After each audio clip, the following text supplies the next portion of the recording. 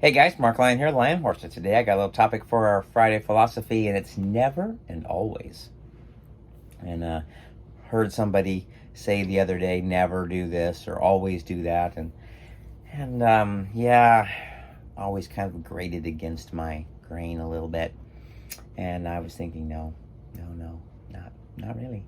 But anyway, I didn't say very much. And a friend of mine once said, I remember him saying, and I really thought this was a good quote. In fact, I kind of wrote it down. And it says, rules are for the strict adherence by fools and children, and the careful consideration of thoughtful people. And I thought, man, that's really good. I mean, there's definitely a lot of rules that people put in there. And yeah, there's definitely an exception to the rule.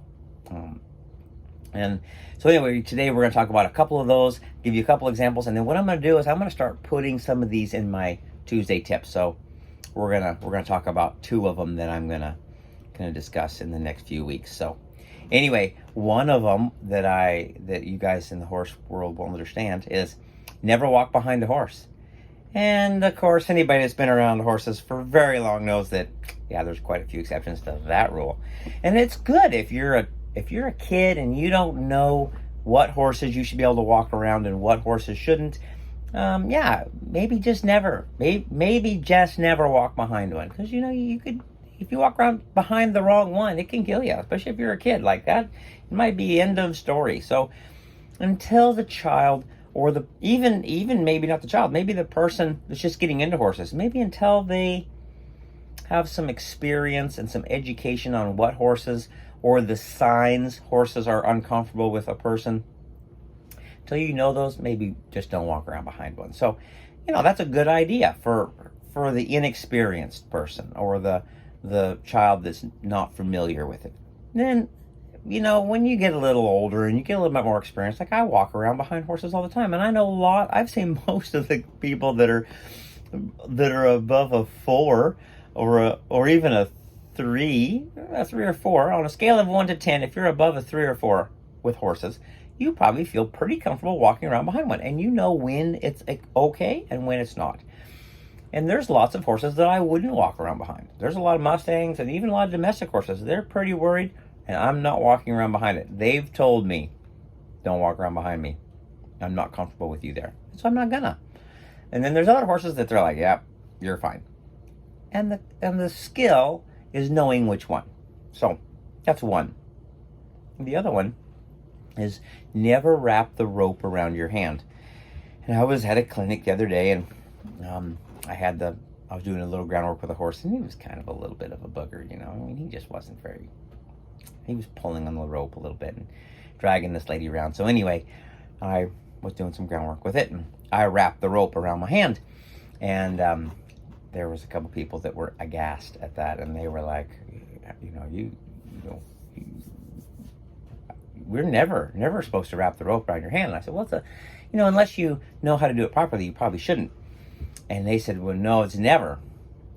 And I said, never. And they said, yes, never. And I said, when I'm roping, I have 7 wraps around my hand. My rope has 7 coils around my hand. And I'm roping something wild that's going to pull on me. Is it okay then? And they thought about it for a second. We're like, well, that's different. I said, how is it different?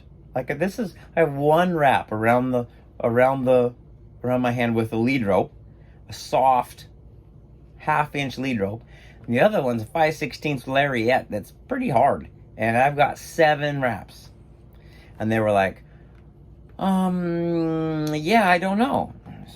If you don't know, you probably shouldn't do it. Right? I 100% agree. Don't wrap that rope around your hand unless you know how. And we're gonna start talking about some of those conceptions.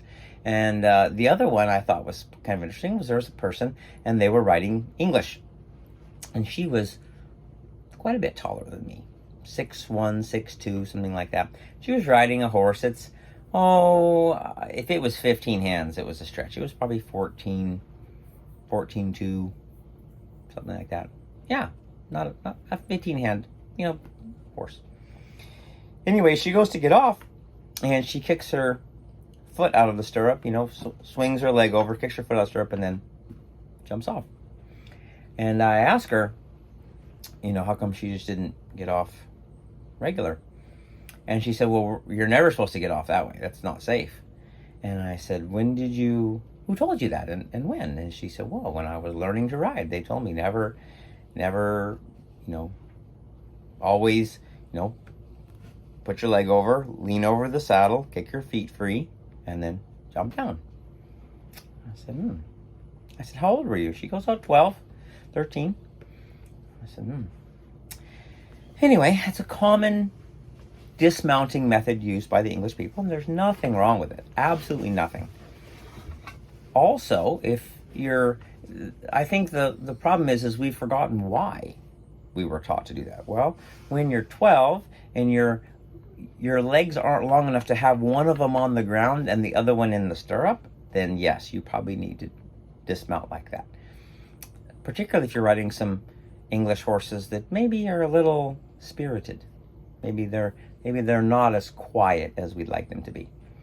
So yeah, you certainly don't want to step off and have that horse leave and, get your foot hung up in the stirrup. It's going to be a bad deal. But, if you're 6'1", 6'2", and you're riding something that's 14'2", you can probably step off of it, and it's going to be, and especially if it's broke. Like, this thing was like quiet as a church mouse. This thing is dead broke. And she's getting off of it like it's a 17-hand warm blood that's full of energy. So anyway, I just thought it was kind of funny, but that's the way she had been taught, and she had never questioned it. And so what I want to do is kind of hopefully help you guys question some of the things you've been taught and wonder, is that really true? Why is that? Why would they tell me that? And is that actually accurate? So anyway, that's going to be my Friday philosophy for today is if you think of always and never, remember that's probably not accurate. That never and always are probably exaggerations. And so yeah, we're going to go through them in my Tuesday tip. I'm going to go through how to wrap the dangers of wrapping the rope around your hand and how to do it safely, and then how to do it not safely and how to avoid that situation. So anyway, we're going to cover that one and a couple other ones. But anyway, remember, we're all trying to be the person our horse deserves, and that requires us to think through the rules and realize when they're applicable and when we should break them. Anyway, catch you guys later.